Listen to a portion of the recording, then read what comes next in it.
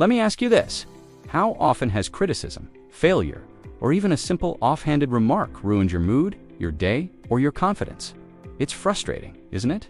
You promise yourself not to let anything get under your skin, but then life throws an insult, a rejection, or a curveball your way, and suddenly you're back to overthinking. Here's the harsh truth. Most people let the world control their emotions. They react without thinking, seeking validation from others, or worse, letting failure define them. But here's the twist. What if I told you it doesn't have to be this way? The key to rising above it all lies in mastering your emotions, not letting others dictate your peace. Imagine walking into any situation, no matter how chaotic, and staying calm, confident, unshakable. You don't retaliate when others test your patience. You don't crumble in the face of failure. You train your mind to act like nothing bothers you, and soon, nothing does. This isn't some far-off dream, it's a strategy, a mindset that you'll learn to build, one step at a time. It's not about giving up your feelings, but learning how to master them so they serve you, not control you. And here's the best part. Once you apply these principles, criticism and failure will lose their power over you. They'll become just noise in the background as you keep building your strength and focus. Think of what life could look like when you're no longer at the mercy of other people's words or worried about rejection. Ready to learn how to transform your mindset and take control of your life? Let's dive in. Imagine walking into a room, chaos erupting around you, people shouting, last-minute deadlines piling up, and yet you're calm, collected, unfazed. That's the nothing bothers me mindset. It's all about mentally training yourself to stop allowing external events to dictate your emotions or reactions. People often believe that staying calm only works for those with fewer problems, but that's far from true. It's not fewer problems, it's mastering how you respond to them. Start small. The next time someone cuts you off in traffic, pause before spitting out a curse. Breathe deeply and remind yourself, this doesn't deserve my energy. When you stop reacting impulsively, whether to unsolicited opinions or daily frustrations, you regain control over your emotional world. You're no longer a puppet being pulled by everyone else's strings. Let's say someone criticizes your work at the office. Instead of snapping back or overthinking, take a moment to ask, does this really change who I am or what I'm capable of? Probably not. That split-second pause shifts the power back into your hands. Remember, the real strength lies in not giving away your peace to problems smaller than your potential. But adopting this mindset doesn't happen overnight. It's like building a mental muscle that gets stronger with practice. Picture it as a daily discipline, something you refine through setbacks and challenges. The more you refuse to react emotionally to life's noise, the closer you get to mastering this principle entirely. And once you've cracked this mindset, you'll find yourself wanting to dig deeper. What does it really mean to control your emotions and master emotional detachment? Emotional control isn't about suppressing your feelings. It's about taking charge of them before they take charge of you. Think of your emotions as a wild horse. Untamed, it'll charge in any direction, dragging you along for the ride. But with the right tools, practice, and restraint, you can train that horse to follow your lead. The next time you're insulted or criticized, pause. Instead of immediately reacting, ask yourself, does my reaction serve me, or does it give power to the other person? That tiny moment of clarity is where emotional resilience is born. Learning detachment is critical here. Detachment doesn't mean becoming cold or indifferent. It means freeing yourself from being controlled by things you can't change. Picture this. You've worked hard for a promotion, but someone else gets it. Sure, initial frustration is natural, but instead of stewing in resentment, think of it as a data point. Ask yourself, what can I learn from this?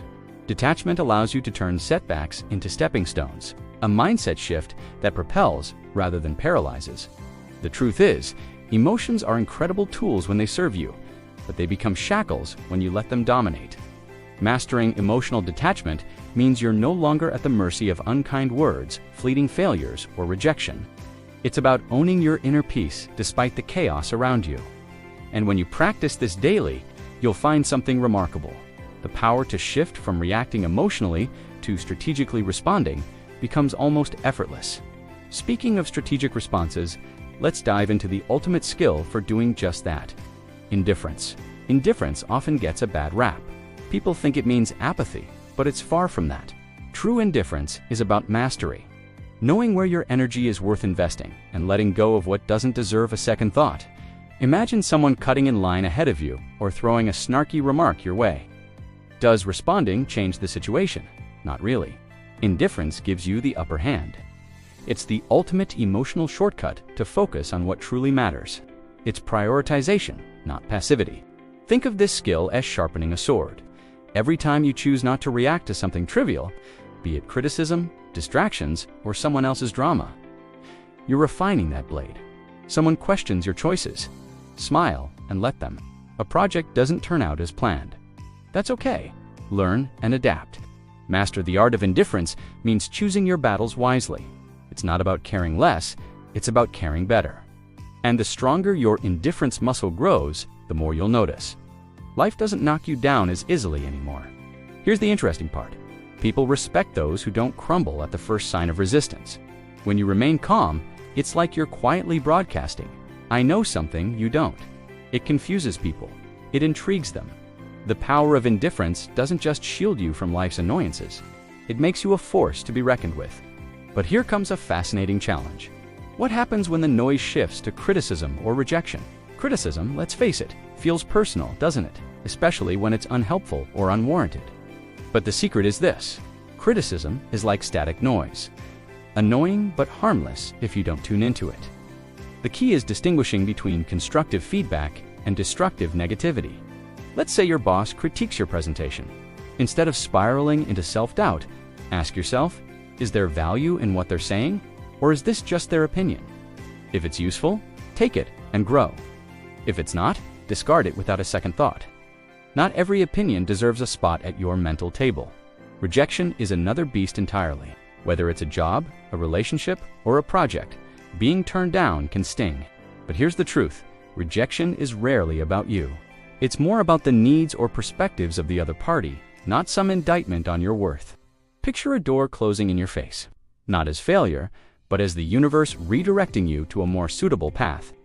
So, instead of internalizing rejection, use it as a step forward. Evaluate what can be improved, or simply move on. The faster you detach from the sting, the quicker you can refocus on your next move. Here's the kicker. Allowing criticism or rejection to define your self-worth is like handing the keys to your peace onto someone else. When you respond with calm composure, you keep the keys where they belong. With you, people are often intimidated when they realize negativity doesn't touch you. It shows you're in control. Imagine facing life's setbacks, shrugging them off effortlessly, and continuing forward. But to truly master this, there's a crucial trait you'll need to build. Discipline. Discipline is the glue that holds emotional control and resilience together. Without it, even the strongest intentions crumble. Think of discipline as a daily workout for the mind. It's waking up early to meditate when your bed feels like heaven. It's resisting the urge to scroll mindlessly through your phone when you should focus on learning or executing a task.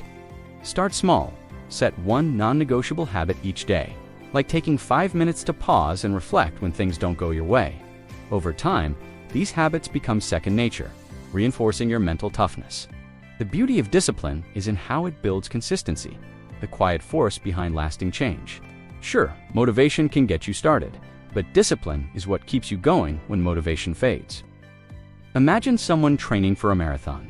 Day in and day out, they lace up their shoes, rain or shine. They're not waiting for inspiration. They're practicing commitment. In the same way, showing up for yourself in the face of life's challenges, no matter how small, creates resilience. It's not about perfection, it's about persistence. And here's the thing, true discipline often means choosing discomfort over convenience. It means saying no to procrastination and yes to the hard things that make you stronger. Think of it like building armor over time. Each daily effort adds another layer of protection from life's chaos. And the more you stick with it, the easier it becomes to maintain composure, even when everything is falling apart. Speaking of composure, there's a tool more powerful than most realize. That tool is silence. Silence. It's not just the absence of words, but a presence that commands respect. While most people rush to fill every quiet moment with explanations or justifications, the truly powerful understand that silence speaks volumes. Picture this. You're in a heated discussion, and the other person expects you to react. Instead, you pause, let the silence linger. That hesitation, It makes people question themselves, second-guess their motives, and lean into your calm control. This isn't avoidance, it's strategic dominance. The art of silence extends beyond conversations. It's about how you carry yourself. Leaders who move in silence don't broadcast their plans to the world. They let their results do all the talking. Think of someone who constantly talks about what they're going to do versus someone who simply acts and delivers. The latter commands attention because their actions have weight. So, if you're working on something big, keep it to yourself. The less people know, the more they'll wonder. And in that mystery lies your leverage. Silence is also a tool for mastering composure. When others lose themselves in emotional outbursts, staying silent demonstrates unshakable self-mastery. For example, someone insults you, expecting a heated reaction, but instead, you offer nothing. No verbal retaliation, just calm indifference. That's power. When silence becomes a deliberate response, you dismantle the opponent's control and reclaim your own.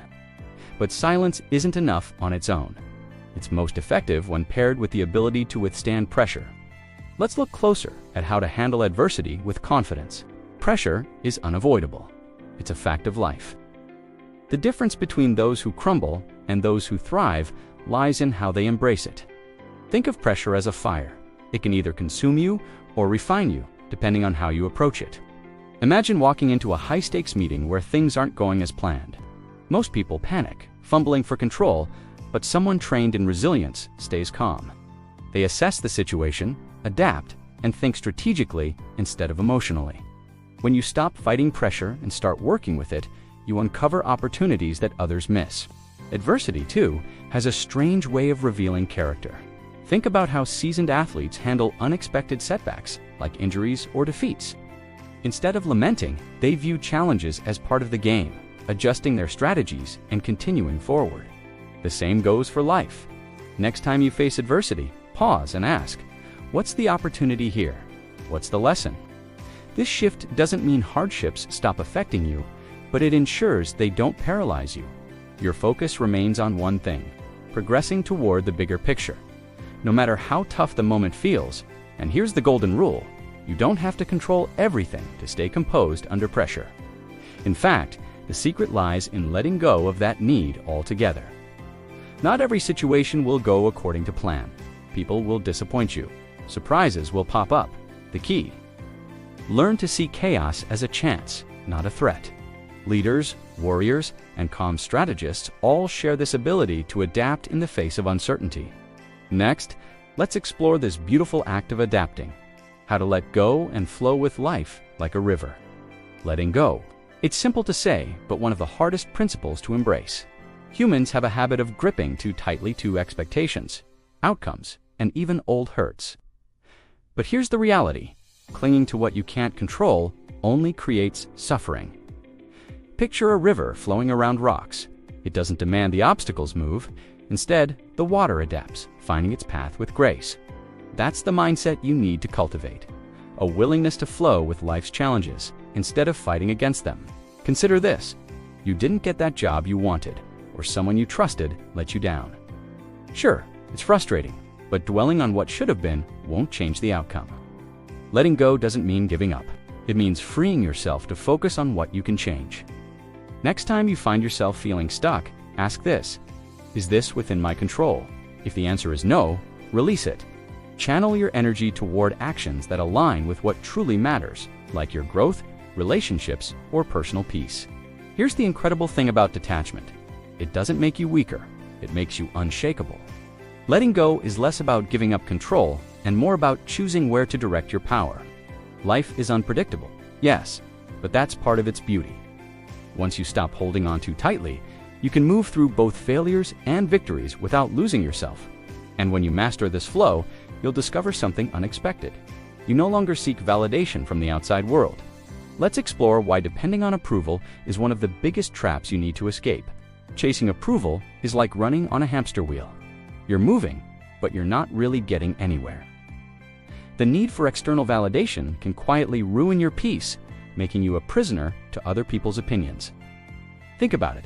Every time you post something online, every decision you make, do you catch yourself wondering, what will they think? That's the trap. The truth is, No one's opinion of you should outweigh your own. Start asking yourself this: am I doing this for me, or just to get someone else's approval? The difference is life-changing. Relying on the validation of others for your confidence is a fragile strategy at best, because opinions shift like the wind.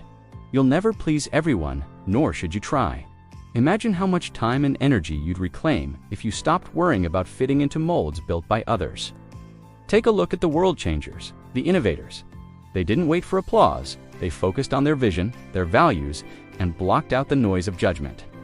The strongest people know one simple truth: external approval is fleeting, but self-worth is permanent. Here's the challenge. Building self-validation takes discipline. It means celebrating your own progress, no matter how small. Instead of waiting for applause, practice acknowledging your wins, even if no one claps for you. Picture this: you hit a hard-earned milestone at work. Take a moment privately and let yourself feel proud. The more you prioritize internal validation, the less you'll care about the opinions of others. And when that happens, you'll create a presence so strong, so unshakable, that people won't be able to look away. Speaking of presence, let's dive into how to cultivate one so powerful it never falters. An unshakable presence doesn't require loud declarations or constant explanations. It's the quiet confidence that comes from within. The kind of energy that turns heads without saying a word. Think about the strongest leaders or the most magnetic people you know. They don't panic in chaos, they don't react impulsively, and they certainly don't crumble under criticism. They remain calm, composed, and deliberate. That's what an unshakable presence looks like, and it's something you can build through intentional actions every day. To create this presence, start with composure. The next time life throws you a curveball, maybe a last-minute change at work or an unexpected argument, choose calm, pause, breathe, and respond with intention instead of reacting emotionally. This isn't about suppressing your feelings, but learning to control them. Picture yourself like a steady lighthouse during a storm, guiding others with your clarity while remaining unmovable against the elements. People naturally gravitate toward those who exude such self-mastery. It's a rare quality that demands respect. But let's not stop at composure. Presence also comes from consistency. When you show up every day with discipline, focus, and purpose, you cultivate an energy that's impossible to ignore. Think of this as the ripple effect. The more confident and resilient you become, the more others will notice. They'll wonder how you remain steady amid life's chaos, and why their words or judgments don't seem to faze you. That's the power of an unshakable presence. It draws others in without trying. Now, the question is, what are you going to do with all the knowledge you've gained? Now that you've uncovered the tools to master your emotions, silence your inner critic, and build unshakable resilience, it's time to act. Here's the million-dollar question. Will you continue letting criticism, failure, and the opinions of others steer your life? Or will you choose to take the reins and create a mindset that thrives no matter what comes your way? The truth is, change doesn't happen by chance. It happens by choice. And the choice to grow starts right here, right now. Think about it. What could you achieve if you stopped overthinking and started focusing on what matters? What if you treated setbacks as stepping stones instead of roadblocks? Look at your life as it is now. Are you satisfied, or do you feel that itch to rise above the noise and step into your full potential? If so, don't wait for the right time. Start small. Commit to one habit, one shift, one step toward mastering the mindset we've talked about. The transformation you crave won't happen overnight, but it will happen if you're willing to show up for yourself day after day. If this resonated with you, there's so much more to learn. Subscribe to the channel and hit the notifications bell so you never miss an update. Together, we'll dive deeper into these strategies, building the mental toughness and emotional control that'll change your life. Remember, this isn't just about staying calm in chaos. It's about unlocking the best version of yourself, ready to keep learning. Let's work on that together.